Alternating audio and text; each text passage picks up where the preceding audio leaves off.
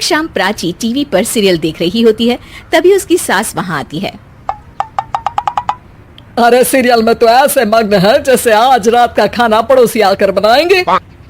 मुझे पता ही नहीं था आपने अपने बेटे की शादी पड़ोस में भी की हुई है। हैं? मतलब? मतलब इस घर में सारा काम बहू ही करती है, आप तो सिर्फ खर्राटे मारती हैं।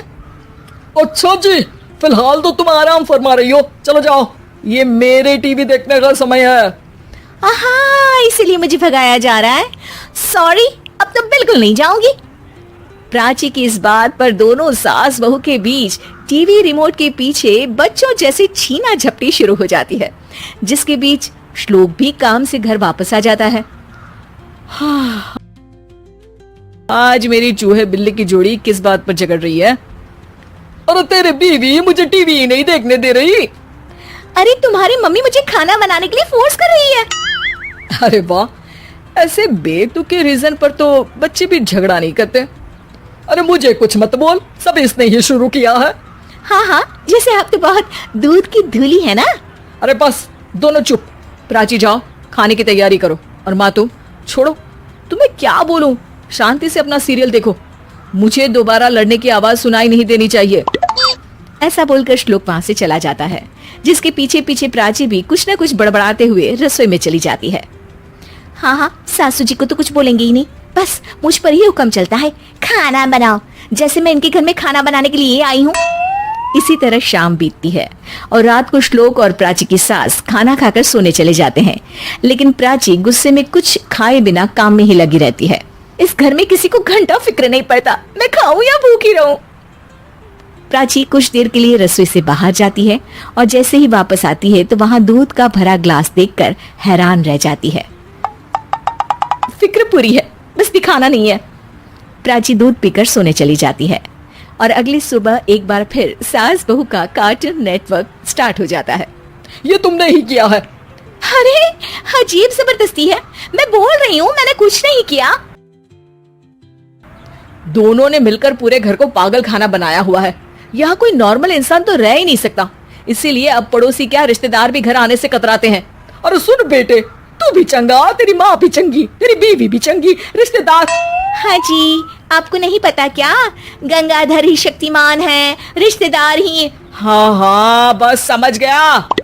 कभी जानवरों जैसे लड़ेंगी तो कभी जुगलबंदी करेंगी। भाई मैं आप दोनों के बीच में नहीं फंसना चाहता।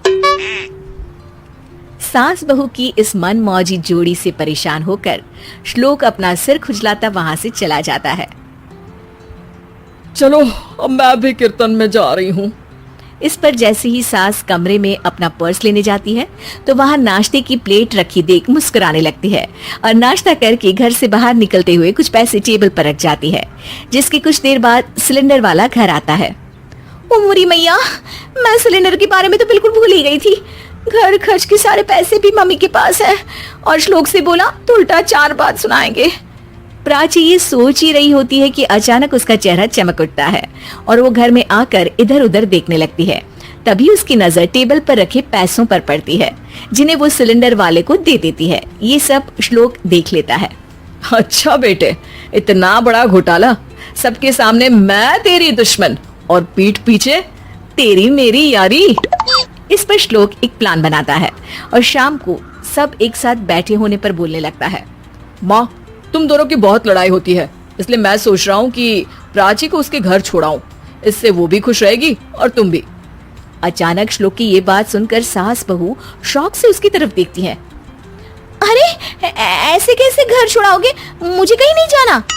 अरे तुमने बोला नहीं पर मैंने सुन लिया, तुम्हें मम्मी के साथ रहना अच्छा नहीं लगता, मुझे पता है।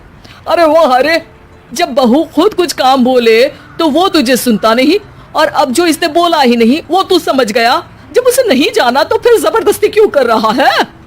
अच्छा, फिर आपको मौसी के घर छोड़ाता हूँ। बस अब आप दोनों एक घर में एक छत के नीचे नहीं रह सकती।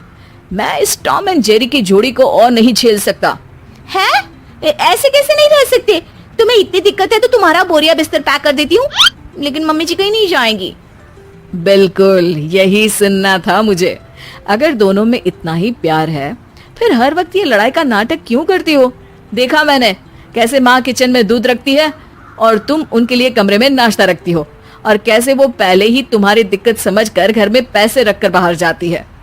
अरे भाई, इतना ड्रामा तो डेली सोप में भी नहीं होता जितना तुम दोनों ने इस घर में फैलाया हुआ है।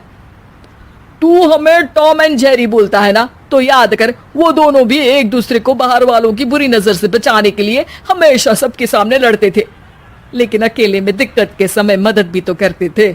बस हमारा रिश्ता भी कुछ ऐसा ही है। और वैसे भी अगर सास बहू में तू मैं नहीं होती तो दुनिया वालों को कहानियां कैसे मिलेंगी?